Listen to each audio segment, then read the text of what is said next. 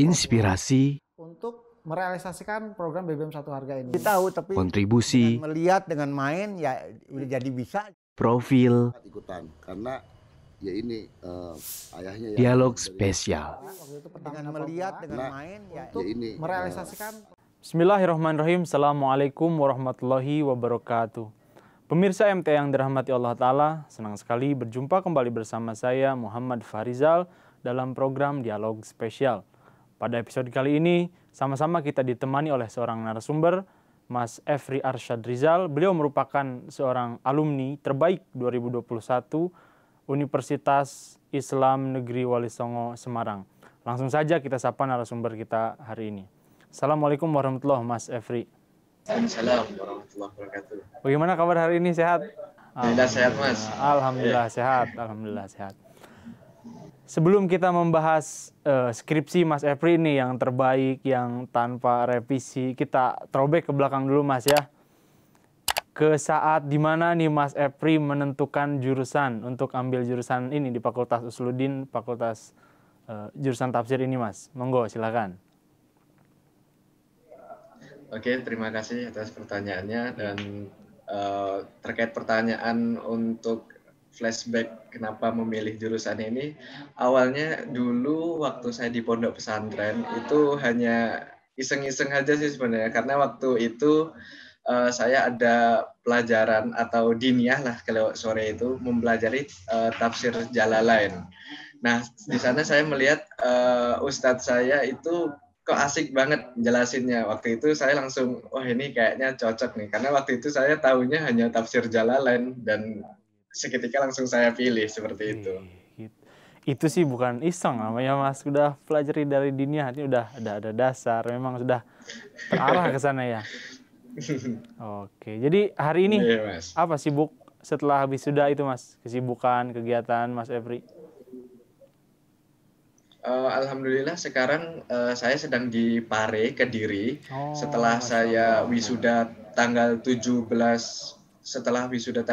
Februari kemarin, Februari. alhamdulillah tanggal 24 itu saya di Pare karena saya mendapatkan beasiswa di Global English tepatnya itu selama 10 bulan. Jadi saya belum melanjutkan studi, jadi saya di Pare dulu untuk belajar bahasa Inggris. Seperti itu, Mas. Iya.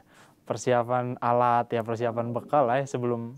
Tapi berarti ada niatan lanjut ya, Mas Efri? Oke, insya Allah ingin lanjut. Kita ini bahas sedikit perlahan-lahan lah Mas Efri, skripsi Mas Efri ya. Kita ketahui kan ya kondisi kita hari ini, stigma masyarakat di Indonesia juga ya. Ternyata bisa kita saksikan hingga hari ini Mas Efri, seorang yang di Bali, itu bisa mendapat karunia, mendapat topik dari Allah Ta'ala untuk membahas Quran terjemahan dari bahasa Bali ya. Nah, itu bisa disampaikan ke masyarakat bagaimana motivasi itu Mas Efri bisa akhirnya mengambil judul ini membahas Quran terjemahan bahasa Bali. Monggo, Mas. Oke, ternyata saya itu di jurusan adalah memilih jurusan ilmu Al-Quran dan tafsir. Iya. Tentu ketika skripsi atau tugas akhirnya harus berkaitan dengan Al-Quran atau tafsir itu sendiri. Iya. Nah, saya di sana punya ketertarikan karena saya itu kan dari Bali dan saya mencari kira-kira apa sih yang bisa saya kembangkan dari daerah saya dan sesuai dengan jurusan saya itu Al-Quran dan tafsir. Nah, karena pada saat itu Al-Quran dalam bahasa Bali itu sangat jarang, saya menentukanlah untuk membahas ini. Di samping unik, yang paling mendukung saya adalah karena memang belum ada yang meneliti, karena skripsi itu pun atau Quran itu maksud saya belum banyak diteliti. Dan uniknya lagi yang membuat itu biasanya kan kita ketahui bahwa yang menerjemahkan Al-Quran atau menafsirkan Al-Quran mempunyai background yang punya keilmuan dari Timur Tengah atau pondok pesantren atau tapi yang saya temukan ini beliau tidak mempunyai itu tapi malah mu'alaf. Dan yang saya heran lagi atau saya takjub, beliau adalah anggota Jamaah Ahmadiyah yang ya kita tahu tidak terlalu dikenal oleh banyak orang, khususnya penerjemah ini sendiri. Iya. Terus ini Mas Epri, ketertarikan Mas Epri sendiri nih ke bahasa Bali itu sendiri. Ya kita lihat judul yang Mas Epri angkat pun ya soal vernakular ya. Dalam bahasa Indonesia pun memang sudah jadi sisipan, sudah jadi bahasa Indonesia vernakular. Nah, bagaimana pendapat Mas Epri nih soal bahasa vernakular ini? Setuju atau tidakkah bahwa bahasa daerah itu ya meskipun tidak dikodifikasi itu sering kali dikelaskan itu agak di bawah dari bahasa yang nasional gitu. Gimana Mas Epri?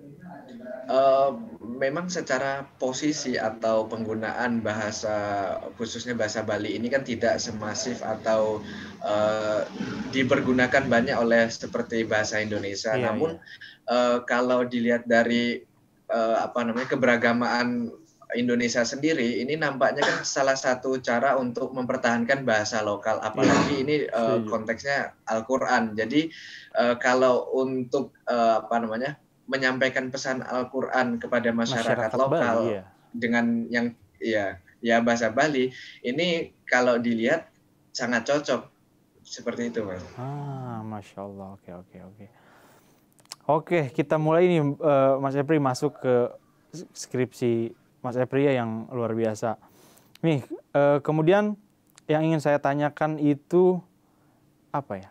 Suka, duka, ataupun kesulitan lah, lebih ke kesulitan gitu. Mas Epri harus menyelesaikan skripsi kan di tengah pandemi, kemudian di tengah juga stigma masyarakat Indonesia kepada Jemaat Ahmadiyah itu. Gimana cara Mas Epri mengatasinya?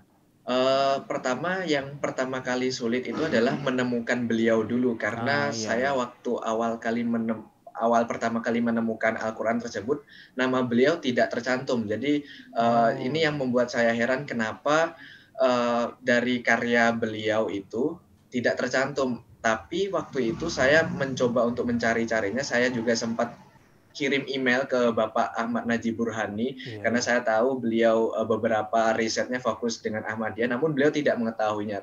Kemudian di beberapa seminar, kebetulan waktu itu ada himpunan mahasiswa jurusan mengundang salah satu tokoh Ahmadiyah Semarang.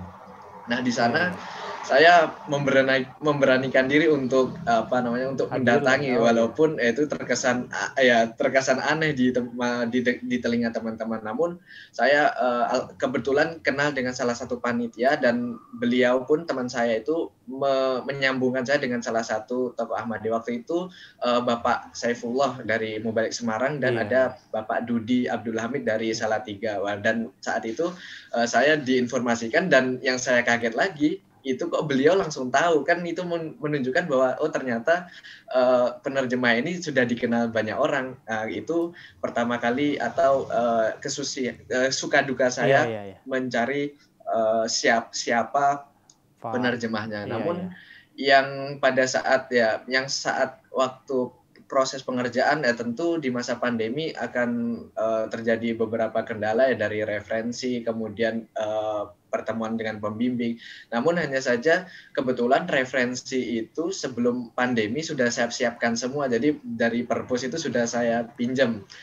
Kemudian dari pembimbing sendiri, kebetulan pembimbing itu senior saya sendiri di kampus, dan beliau masih dosen muda juga, sehingga ketika saya hubungi dengan WhatsApp, beliau sangat antusias dan sangat sangat antusias ya. Dan beberapa kesempatan ketika beliau sesekali ke kampus ataupun berada di asrama, karena beliau juga seasrama dengan saya memberanikan diri untuk bertemu, untuk konsultasi, diskusi, dan yang membicarakan terkait hal-hal tentang skripsi. Seperti itu, Mas. Oke. Kemudian Mas Epri, tadi kesan Mas Epri sendiri setelah bertemu dengan Pak Ahmad Darmawan ya, Pak namanya beliau Iwayan Rupamengu, itu gimana kesan Mas Epri atau respon beliau sendiri?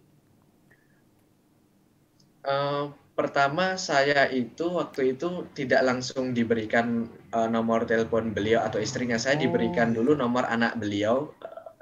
Anak beliau itu waktu itu atau saat ini pun sedang berada di Lombok.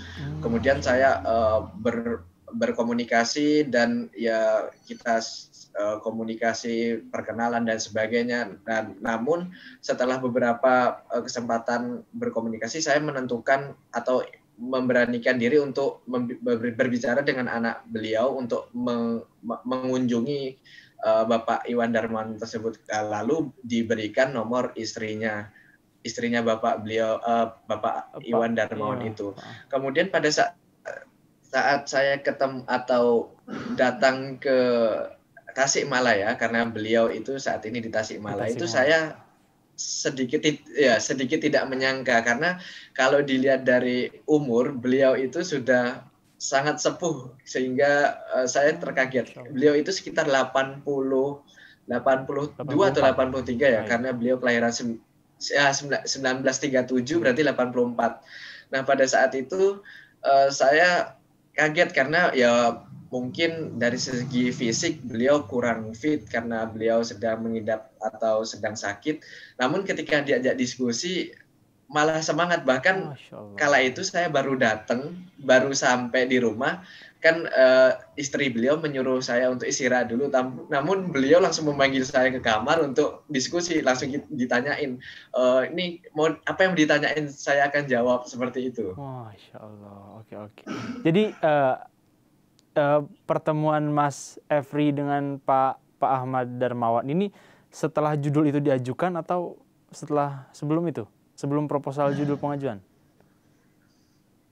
Itu kalau dari lihat kurun waktunya itu sebelum diajukan, namun saya sudah memberanikan diri untuk untuk memang ke sana memang untuk wawancara gitu. Iya. Tapi positif artinya Mas Efri punya keyakinan bahwa judul itu udah tergambar lah ya. Ya, saya pada saat itu sudah yakin aja, karena saya kan umumnya biasanya mahasiswa itu menyiapkan judul cadangan atau mungkin 2 atau lebih dari 2.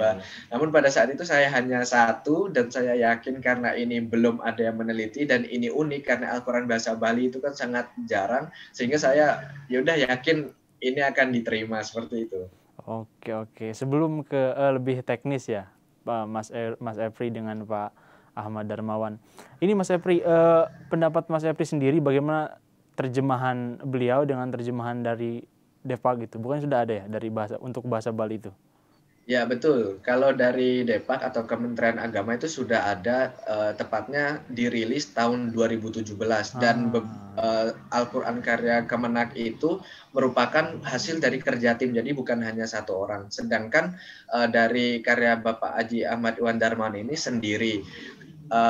Maksud saya tidak tim atau dikerjakan sendirian. Nah, saya itu untuk meneliti pada saat itu sempat wawancara kepada salah satu tim penerjemah Kemenak, dan beliau pun menyampaikan bahwa untuk terkait diksi yang dipakai, yang karya Bapak Haji Ahmad Iwan Darmawan itu lebih pure atau lebih mencerminkan lokalitasnya. Contoh seperti ketika menyebutkan kata alladzina amanu atau orang-orang beriman. Kalau di Kemenak itu sama seperti bahasa Indonesia, orang-orang beriman. Namun kalau di bahasa Bali karyanya Pak Haji Ahmad Iwan Darmawan ini itu pure bahasa Bali yang kalau dikaitkan dengan dan kalau kita dikaitkan dengan alladzina amanu itu tidak ada hubungan, namun maknanya itu bisa didekatkan bahwa makna ini seperti orang beriman, seperti itu. Oke, Masya Allah. Iya, itu hal menarik berarti Mas Efri ya, perbandingan ya dari sudut pandang Mas Efri. Kemudian dari segi ini yang menarik yang ingin saya tanyakan nih. Tadi Mas Efri sebutkan bahwa Pak Haji Ahmad Darmawan kan bukan dari latar belakangnya. Yang melihat dari latar belakang beliau, artinya hal yang menariknya yang ingin saya tanyakan itu, Mas Efri orang sosok yang belajar mengenai seputar ilmu tafsir ya dan teori-teorinya. Nah, bagaimana menurut Mas Efri ini implementasi dari teori yang Mas Efri pelajari? Nah, kaitannya dengan beliau, dengan sosok Pak Haji Ahmad Darmawan yang secara formal itu tidak ya dalam konteks pendidikan ilmu tafsir ya, tetapi mampu menerjemahkan itu. Bagaimana Mas Efri? Tentu kalau di jurusan saya atau yang saya pelajari di perkuliahan terkait kan di sana ada beberapa kriteria syarat penerjemah atau Iya. mungkin syarat terjemah itu Setuju. sendiri. Saya bisa mengatakan bahwa kalau dilihat dari syarat yang dibuat oleh mufasir atau mungkin ulama-ulama dahulu, mungkin Bapak Haji Ahmad Iwan Darmawan ini belum atau tidak memenuhi syarat, karena memang kalau kita lihat pun zaman sekarang pun kalau patokannya atau referensinya sesuai dengan ulama yang dibuat oleh ulama dulu, mungkin zaman sekarang banyak yang tidak memenuhi Kesulitan juga karena ya. Iya, harus setuju, hafal 30 juz dulu, ya harus 30 juz dulu, kemudian harus paham bahasa sumber yakni bahasa Arab, kemudian harus paham bahasa tujuan. Nah, tapi kalau kita melihat dari sisi fungsi atau tujuan dibuatnya ini, saya kira walaupun tidak memiliki keilmuan yang banyak itu seperti syarat-syarat penerjemah, itu masih bisa. Namun kalau untuk lebih jauh seperti mengkritisi atau menimbang beberapa ketepatan penerjemahan dan sebagainya, itu belum saya lakukan karena pada saat itu skripsi saya hanya seperti mendeskripsikan saja dulu, belum sampai mengkritisi atau mengkaji lebih dalam. Seperti itu, Mas. Oke. Jadi kita lebih lanjut, Mas Epri, masuk ke tadi. Mas Epri kan membahas soal deskripsi dari penerjemahan yang dilakukan oleh Pak Haji Ahmad Darmawan. Nah, apa saja hal-hal yang Mas Epri paparkan gitu ke saat menulis skripsi itu? Sesuai dengan judul saya, itu adalah vernakularisasi atau pembahasa lokalan. Jadi di sana saya mengambil beberapa sampel yang termasuk dari pendekatan yang saya pakai, karena di teori yang saya pakai itu ada 3 pendekatan, yaitu kalau istilahnya itu retention from loanword, terminologization, dan creation of neologism. Itu kalau di bahasa Indonesia kan retention from loanword itu serapan, kata serapan.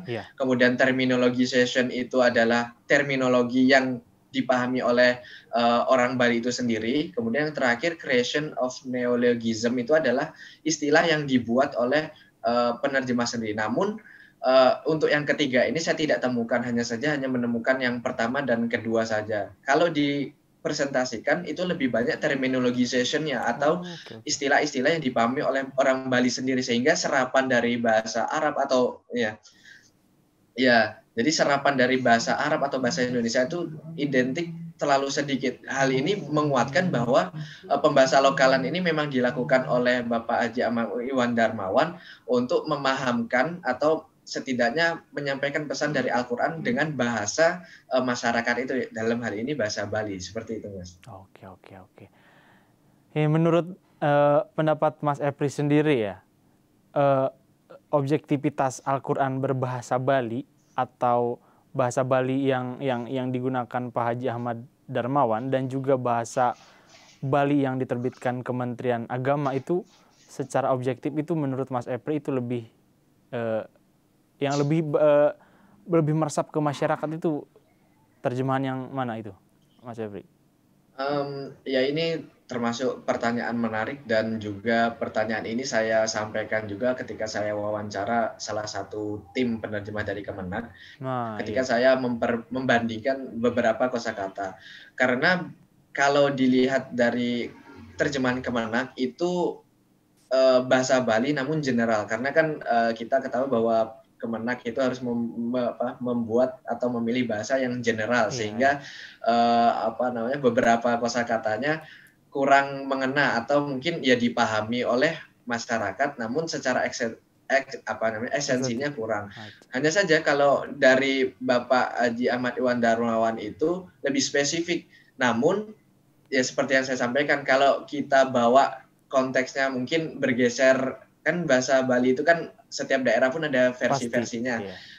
Dan jadi nanti itu akan ada agak sedikit kurang pas, karena memang kalau cakupan dari masyarakatnya itu relatif lebih sempit atau lebih rinci. Saya bisa sebutkan salah satu contoh yang saya temukan itu ketika beliau atau Bapak Haji Ahmad Iwan Darmawan mengartikan sumun bukmun, atau kalau digunakan tuh kolok atau buta. kolok itu kan kalau bahasa Bali itu orang bisu tapi sangat kasar. Tapi kalau di bahasa Bali karya Kemenak itu tiare wicara, atau dia menggunakan bahasa yang lebih halus. Namun kalau kita lihat konteksnya pada saat itu sumun bukmun itu kan diperuntukannya untuk orang munafik. Jadi dari yang saya tangkap, yang saya wawancara dari tim Kemenak itu, beliau lebih setuju ke Bapak Ahmad Iwan Darmawan karena ini untuk orang munafik. Jadi kata-kata agak kasar ini rasanya cocok kalau dilihat dari tujuan kata itu dilayangkan ke siapa. Namun kalau kita lihat dari keuniversalan bahasanya itu sedikit kasar kalau kita pahami sebagai orang yang tidak mengetahui konteks ayat tersebut. Seperti itu. Oh iya. Kemudian Mas Epri, yang ingin saya tanyakan itu bagaimana pendapat Kemenag sendiri mengenai respon pihak Kemenag mengenai Al-Quran yang diterjemahkan Pak Haji Ahmad Darmawan. Setelah Mas Epri menggunakannya, Mas Epri kan menggunakan Quran Kementerian Agama sebagai salah satu pembanding ya. Nah, bagaimana respon dari pihak Kemenag mengenai bahwa Mas Epri membahas atau berupaya mendeskripsikan Quran terjemahan Pak Ahmad Darmawan? Pertama, beliau salah satu tim itu sangat tertarik dan beliau pun ingin membaca dari teks aslinya. Namun sampai saat ini saya belum bisa ke sana karena waktu itu ya saya sudah habis wisuda, belum lama di rumah langsung ke Pare ini. Dan beliau pun juga ingin juga, atau mungkin dari yang karya Pak Ahmad Iwan Darmawan ini bisa dijadikan pembanding dengan karya hasil Kemenak itu, karena memang ya kita ketahui bahwa hasil karya Kemenak itu kan namanya proyek pemerintah ya. Kadang ada kurangnya atau mungkin tidak bisa lebih teliti atau lebih bagaimana ya, sehingga dari salah satu tim itu dia mengatakan bahwa ingin mengkomparasikan, baiknya barangkali akan ada revisi atau mungkin pembenaran di waktu yang akan datang, seperti itu. Oke, Mas Epri, kita agak teknis ya, kita terkesan bolak-balik nggak apa-apa ya. Ini bahasan atau percakapan antara Mas Epri dengan Pak Ahmad Darmawan sendiri selama di Tasik itu? Bahas apa saja gitu, lebih teknis Mas Epri, monggo. Pertama saya itu waktu awal mula ke sana menyiapkan pertanyaan tentu, yaitu ingin menanyakan terkait terminologi kata Allah yang digunakan oleh Bapak Haji Ahmad Iwan Darmawan. Karena kalau kita lihat beberapa terjemahan, baik itu bahasa Indonesia ataupun bahasa daerah lainnya di Indonesia, itu ketika menerjemahkan Allah itu murni Allah. Mungkin kalau di bahasa Jawa ada tambahan Gusti Allah atau Gusti Allah dan lain sebagainya. Namun Bapak Haji Ahmad Iwan Darmawan ini menggunakan kata Ida Yang Widi, sehingga itu menjadi pertanyaan saya, kenapa menggunakan Ida Yang Widi sedangkan terminologi ini merupakan terminologi Tuhan yang diyakini atau dipakai oleh umat Hindu. Walaupun beberapa ayat atau beberapa kata tidak menggunakan Ida Yang Widi, ada yang Allah, ada yang Ida saja. Namun walaupun berbeda-beda ataupun ada yang Allah juga, tetap ketika ada Ida Yang Widi ini menjadi pertanyaan. Itu yang pertama. Kemudian saya bertanyakan terkait mengapa kitab ini tidak dituliskan nama Bapak. Beliau menyampaikan bahwa ini sebenarnya kesalahan teknis. Saya sempat mengingatkan kala itu, namun tidak ada tanggapan, sehingga sampai saat ini belum ada revisi atau tetap tidak dituliskan nama saya gitu. Kemudian saya juga menanyakan terkait ini dibuatnya kapan. Dan beliau pun menyampaikan bahwa ini dalam rangka memperingati 1 abad Jamaah Ahmadiyah kala itu pada tahun 1989.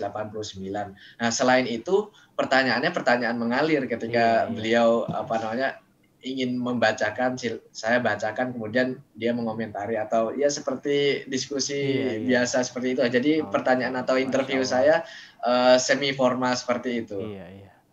Oke, kemudian Mas Epri, gimana Mas Epri bisa menjaga objektivitas yang membahas Al-Quran Jemaat Ahmadiyah ya di tengah stigma yang ada? Ya, ini juga sangat menarik karena beberapa dosen saya sempat menanyakan ini, gimana Mas yakin untuk meneliti ini? Ya saya waktu itu berkeyakinan ini untuk penelitian karena penelitian itu kan harus objektif dan masa tidak ada intervensi sana sini, apalagi intervensi yang merugikan, sehingga waktu itu dosen saya pun juga meyakinkan saya bahwa ini penelitian, ini untuk sampean sendiri Mas, ini untuk skripsi. Kalaupun skripsi ini bermanfaat, nanti akan ada pasti akan ada hasilnya nanti. Tapi nggak usah mikir kemana-mana lah, nanti harus seperti ini dan lain sebagainya. Oke Mas Epri, terakhir nih, bisa disampaikan ke pemirsa di rumah pesan dan kesan Mas Epri selama mengerjakan skripsi terkait Quran terjemahan Pak Haji Ahmad Darmawan. Monggo Mas Epri. Ya, pertama saya ingin mengucapkan terima kasih kepada Bapak Saifullah dan Bapak Dudi yang telah memberikan saya informasi terkait siapa penerjemah Al-Quran tersebut, karena dengan saya mengetahui penerjemah tentu saya bisa melaksanakan atau menyelesaikan penelitian skripsi saya ini. Kemudian saya juga mengetahui atau merasakan bahwa ternyata Jamaah Ahmadiyah ini sama seperti umat Islam lainnya, terlebih dari Al-Quran atau kitab sucinya sama seperti umat Islam pada umumnya, dan juga khususnya dalam bahasa Bali ini menjadi hal yang sangat berharga karena saya di skripsi saya menuliskan bahwa karya beliau atau Bapak Haji Ahmad Iwan Darmawan ini merupakan Al-Quran terjemah dalam bahasa Bali pertama yang saya temukan yang mematahkan argumen karya Kemenak tahun 2017 ini, yang merupakan pertama karena salah satu tim penerjemah Kemenak itu mengatakan yang tahun 2017 ini pertama, namun dengan saya meneliti skripsi ini menyebutkan bahwa ini lebih dulu atau lebih pertama, dan itu yang sangat saya rasakan dan itu pun yang saya sampaikan kepada orang-orang baik dari skripsi maupun ketika saya ditanya oleh orang-orang. Seperti itu, Mas. Oke Mas Epri, karena keterbatasan waktu ya, saya ucapkan terima kasih, jazakumullah sanal jazak khairon kasiron. Mas Epri bersedia berbincang bersama kami meskipun melalui online. Ya, saya juga mengucapkan terima kasih kepada Mas Moderator dan juga tim yang sudah berkenan untuk mengundang saya sebagai narasumber di sini. Saya sekali lagi ucapkan terima kasih kepada semuanya. Sama-sama Mas Epri. Baiklah pemirsa MT yang dirahmati Allah Ta'ala, itulah tadi perbincangan kita seputar deskripsi daripada Quran terjemahan bahasa Bali. Semoga pemirsa MTA di rumah dengan perbincangan kita hari ini termotivasi dan tergugah untuk senantiasa mencintai Al-Quran. Jangan lupa untuk pemirsa di rumah senantiasa mengikuti akun-akun media sosial MTA Indonesia. Saya Muhammad Farizal beserta segenap kru MTA yang bertugas mohon pamit undur diri. Wabillahi taufiq wal hidayah. Assalamualaikum warahmatullahi wabarakatuh.